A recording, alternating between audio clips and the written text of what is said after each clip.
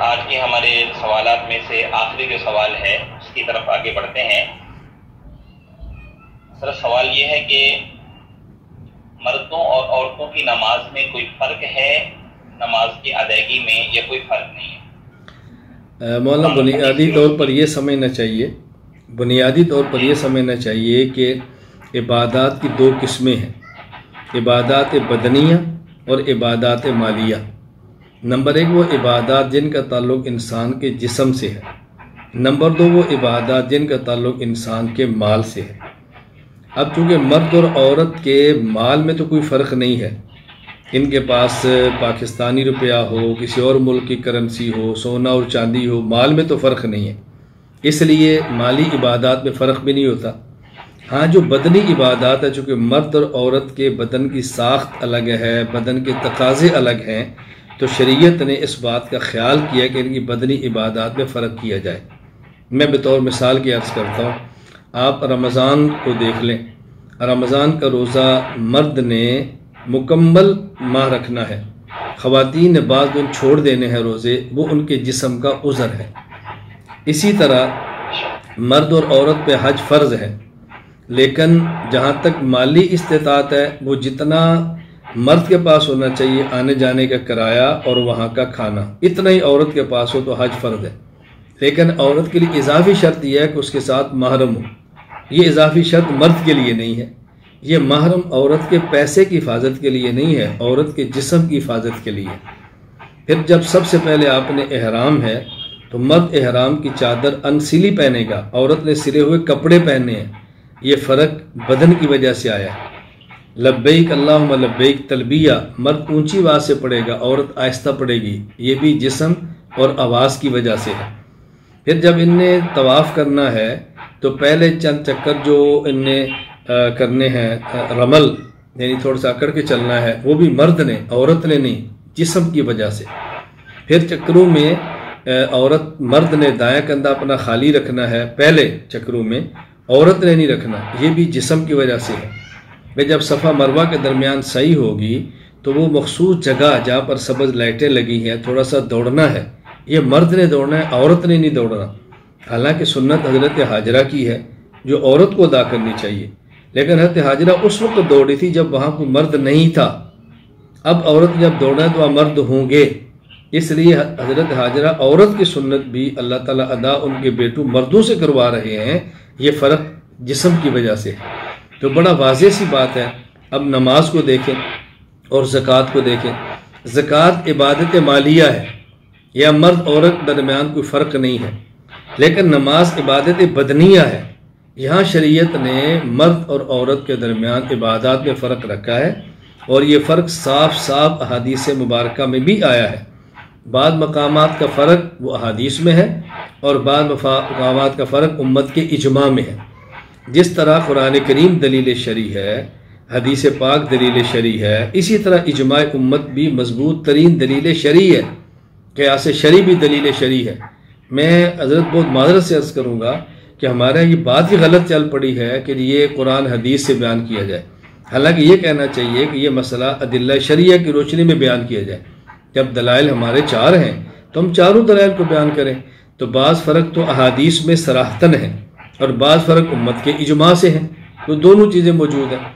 حضرت وائل کو نبی پاک صلی اللہ علیہ وسلم نے فرمایا، یا وائل اذا صلیت، جب تم نماز پڑھو تو اپنے کندھوں کو، اپنے ہاتھوں کو تم نے نکانوں کے برابر کرنا ہے۔ فجعل یدیک حذاء اذنیک، آگے فرمایا والمرأۃ تجعل یدیہا حذاء ثدییہا، جب عورت ہاتھ کھڑے کرے تو اپنی چھاتی کے برابر کھڑے کرے۔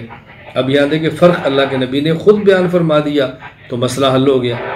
اسی طرح رسول اکرم صلی اللہ علیہ وسلم نے خود فرق بیان فرماتے ہوئے فرمایا، دو خواتین کو اذا صلیتما ثم باز اللحم الی الارض، کہ جب تم سجدہ کرو، اذا سجدتما فضم باز اللحم الی الارض، سجدے میں اپنے پیٹ کو، جسم کو زمین کے ساتھ ملاؤ، یہ آپ نے خود فرمایا۔ اسی طرح سجدے میں آپ نے فرق بیان فرمایا۔ تو مرد عورت کی نماز میں فرق موجود ہے۔ جو حضرات مرد عورت کی نماز کے درمیان فرق کے قائل نہیں ہیں، ان کی بنیادی جو دلیل ہے وہ صحیح بخاری حدیث نمبر 631 حضرت مالک بن حویرث رضی اللہ تعالی عنہ سے، اب اگر مکمل حدیث کو سن لیا جائے تو سارے شبہات ختم ہو جاتے ہیں۔ حضرت مالک رضی اللہ تعالیٰ فرماتے ہیں کہ ہم چند ایک احباب رسول اللہ صلی اللہ علیہ وسلم کی خدمت میں آئے، وَنَحْنُ شَبَبَةٌ، ہم جوان مرد تھے، اللہ کے نبی کے پاس ہم 20 دن تک رہے، دن اور رات۔ وَكَانَ النَّبِيُّ صلی اللہ علیہ وسلم وَكَانَ رسول اللہ صلی اللہ علیہ وسلم رحیمًا رفیقًا، آپ بہت مہربان تھے۔ فَلَمَّا ظَنَّ أَنَّا قَدِ اشْتَهَيْنَا أَهْلَنَا أَوْ قَالَ قَدِ اشْتَقْنَا، حضرت فرماتے ہیں کہ جب ہم نے اپنے گھر جانا چاہا، رسول اللہ صلی اللہ علیہ وسلم محسوس فرمایا کہ ان کو گھر جانے کی ضرورت ہے، تو آپ نے ارشاد فرمایا ہمیں، اب اللہ کے نبی کے جملے سنیں، ارجعوا الی اہلیکم، اپنے گھر جاؤ، فاقیموا فیہم، وہاں تم ٹھہرو، نمازوں کی پابندی کرو، وعلموہم، ان کو دین سکھاؤ، ومروہم، اور ان کو حکم دو۔ یہ اللہ کے نبی نے کچھ چیزیں بیان فرمائی، کہتے ہیں مجھے یاد ہے، بعض مجھے یاد نہیں رہی۔ آگے فرمایا صلو کما رأیتمونی اصلی، نماز ایسے پڑھنا جیسے مجھے پڑھتے دیکھا ہے۔ 5 نمبر 6 فَإِذَا حَضَرَتِ الصَّلَاةُ فَلْيُؤَذِّن لَكُمْ أَحَدُكُمْ، جب نماز کا وقت ہے تم میں سے کوئی ایک اذان دے۔ 6 وَلْيُؤَمَّكُمْ أَكْبَرُكُمْ، جو تم میں سے بڑا ہو وہ تمہاری امامت کرائے۔ 7 اب رسول اکرم صلی اللہ علیہ وسلم نے 7 باتیں ارشاد فرمائی ہیں۔ اب یہ لوگ کہتے ہیں، جو کہتے ہیں فرق نہیں ہے، ان کی دلیل کیا ہے؟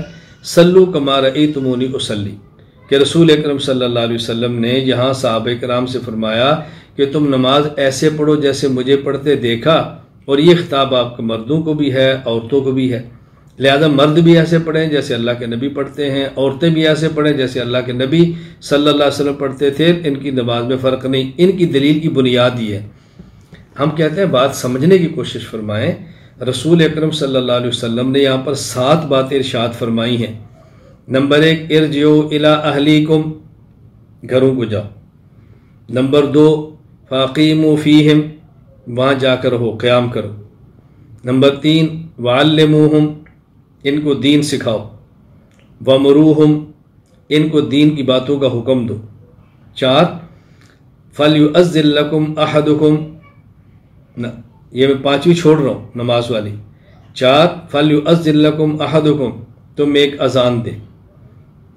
آگے ولیؤمکم اکبرکم، تم میں سے جو بڑا ہو وہ امامت کرائے۔ اب یہ جو رسول اللہ صلی اللہ علیہ وسلم نے باتیں فرمائی، گھر جاؤ، وہاں ٹھہرو، سکھاؤ، حکم دو، اذان دو اور بڑا جماعت کرائے، اب یہ 6 کی چیزیں وہ ہیں جو مردوں کے لیے ہیں، خواتین کے لیے نہیں، یہ حکم مردوں کو ہے۔ اب ایک حکم کیا ہے؟ صلو کما رأیتمونی اصلی، تم نماز ایسے پڑھو جیسے مجھے پڑھتے دیکھا۔ بھائی رسول اللہ صلی اللہ علیہ وسلم نے تو یہاں پر 7 حکم ارشاد فرمائے ہیں، تو جب یہ باقی 6 مردوں کے لیے آپ بھی مانتے ہیں تو یہ ایک چیز آپ کیوں نہیں مانتے کہ یہ بھی مردوں کے لیے ہے؟ تو یہ اللہ کے نبی نے خطاب مردوں کو فرمایا ہے کہ تم نماز پڑھو جس طرح مجھے پڑھتے دیکھا ہے۔ اب وہ دیکھنے والے تو مرد تھے، خواتین تو گھر میں تھیں، یہ صحابہ دیکھ رہے جو ملنے کے لیے آئے تھے، فرمایا جس طرح تم نے مجھے پڑھتے دیکھا ہے نا، یوں جا کے نماز واپس پڑھنا، اللہ کے نبی فرما رہے ہیں۔ تو یہ حکم بھی مردوں کو ہے، خواتین کو نہیں ہے۔ اب یہ بات سمجھیں، اگر اس کو بنیاد بنا لیا جائے کہ جی سلو امر کا صیغہ ہے جو مرد عورتوں سب کو شامل ہے، تو میں ایک بات عرض کیا کرتا ہوں، اب بتائیں اگر کل کوئی خاتون پگڑی باندھ لے، اگر کوئی خاتون اپنے گریبان کھول لے، اگر وہ اپنے ہاتھ میں لاٹھی پکڑ لے، اگر وہ اپنی شلوار ٹخنوں سے اوپر کر کے بازار میں چلے اور اسے پوچھا جائے ادب احترام کے ساتھ بہن آپ نے یہ طرز کیوں اختیار کیا، اور وہ دلیل میں صحیح بخاری کی بجائے قرآن کریم پڑھ دے، لقد کان لکم فی رسول اللہ اسوۃ حسنہ، اللہ قرآن میں فرما رہا ہے کہ میرے نبی تم سب کے لیے نمونہ ہے، اور یہ حکم مردوں اور تو سب کا حضور تمہاری نمونہ کا میرے لیے نہیں ہے، آپ اس کو کیا جواب دیں؟ آپ اس کو پیار سے سمجھائیں گے بہن اس آیت کا معنی یہ ہے کہ رسول اللہ صلی اللہ علیہ وسلم کی تعلیمات تم سب کے لیے نمونہ ہے، یہ دیکھنا ہے کہ آپ کی کون سی تعلیم مردوں کے لیے ہے اور آپ کی کون سی تعلیم خواتین کے لیے۔ اسی طرح اللہ کے نبی نے فرمایا کہ تم نماز پڑھو، اب یہ دیکھنا ہے کہ اللہ کے نبی نے مردوں کے لیے کیا طریقہ بتایا اور اللہ کے نبی صلی اللہ علیہ وسلم نے خواتین کے لیے کیا طریقہ بتایا ہے، یہ بڑی اہم چیز ہے۔ اسی طرح وہ بطور دلیل کے کہا کہتے ہیں امام بخاری رحمہ اللہ نے نقل کیا ہے کہ ام قتادہ وہ جب نماز پڑھتی تشہد میں بیٹھتی تو حدیث پاک میں لفظ ہیں کہ وہ بیٹھتی تھی جلسۃ الرجل، جیسے مرد بیٹھتا ہے نا ایسے اتحیات میں بیٹھتی وہ. تو دیکھیں مرد عورت کی نماز میں فرق نہیں ہے. ہم نے کہا دیکھو یہ بات کتنی آدمی آرام سے سمجھ سکتا ہے. آپ کے گھر میں کوئی مہمان آئے اور آپ کی بیٹی ہو اور اس کی آواز ذرا موٹی ہو یا اس کا چلنا پھرنا لڑکوں کی طرح ہو، تو آپ کا مہمان پوچھے کہ آپ کی بچی لڑکوں کی طرح بات کرتی ہے، یہ لڑکوں کی طرح چلتی ہے، تو اسے کیا سمجھ آئے گا کہ لڑکی اور لڑکے کی چال ایک جیسی ہے یا فرق ہے؟ لڑکی اور لڑکے کی آواز ایک جیسی فرق ہے. یہ تو ماحول بتا رہا ہے فرق ہے. بعض باتیں ماحول سے سمجھ آتی ہیں، معاشرہ سمجھا رہا ہوتا ہے. تو یہ امام بخاری سمجھا رہے ہیں کہ مردوں کا جلسہ الگ ہے، عورتوں کا الگ ہے. قتادہ مردوں کی طرح بیٹھتی. بے اشکال یہ کہ وہ کیوں مردوں کی طرح بیٹھتی؟ امام بخاری فرماتے ہیں وَقَانَ فَقِیہَةً، وہ مجتہد تھی، اس کا اپنا اجتہاد تھا. تو ایک مجتہد کا اجتہاد کو دوسرے پر ماننا ضروری تو نہیں ہے نا. یعنی ہم عجیب لوگ ہیں، نہ اجتہاد مانے تو امام حنیفہ، امام مالک، امام شافعی، امام احمد جیسے مرد کا بھی نہ مانے، اور جب ماننے پر آ جائے اور تقلید کرنے پر آ جائے تو قتادہ عورت کو بھی مان لے. پتہ ہے کیسے آدمی سمجھائے. میں اکثر گزارش کرتا ہوں کہ میں کوئی تنقید نہیں کر رہا، میں کوئی تبصرہ نہیں کر رہا، میں سمجھا رہا ہوں کہ واضح نشین فرما لیں کہ مرد اور عورت کی نماز میں فرق ہے، اور یہ فرق ہمیں ملحوظ رکھنا چاہیے. یہ نقل دلائل کا بھی تقاضا ہے، عقل اور فہم کا بھی تقاضا ہے. اس لیے مرد عورتوں کی نماز میں فرق کرنا نقل اور عقل، دلائل شریعہ اور فہم و فراست کا تقاضا ہے کہ فرق کرنا چاہیے. میں آخر میں پھر یہ گزارش کروں گا، کسی آیت یا حدیث کو پڑھ کر فیصلہ نہ فرمائیں، قرآن کریم اور ماہرین سے پوچھ کر فیصلہ فرمایا کریں، جس میں سمجھنے میں بھی آسانی ہوتی ہے اور عمل میں بھی دشواری پیدا نہیں ہوتی. اللہ تعالی ہم سب کو شریعت کے مطابق اپنی زندگی گزارنے کی توفیق عطا فرمائے.